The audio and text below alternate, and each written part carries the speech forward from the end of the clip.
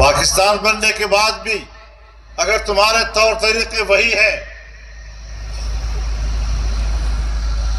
अंग्रेज और मगरिब की पैरवी का तुम्हारे अंदर वही जहर मौजूद है, तो फिर याद रखो कि इस तरह की हाकिमियत के खिलाफ जिहाद लड़ने के जरासीम हमारे अंदर भी जिंदा है।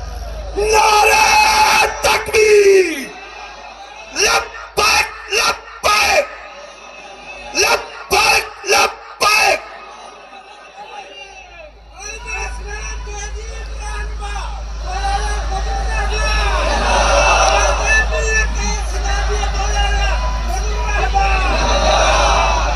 मेरे मोहतरम दोस्तों,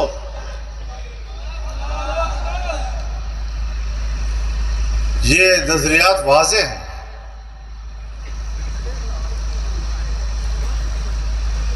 हिंदुस्तान का वफादार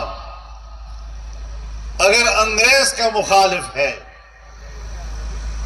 तो हिंदुस्तान का वफादार गद्दार कहलाता था, और हिंदुस्तान का गद्दार अगर अंग्रेज का वफादार है तो वो आज भी वफादार है।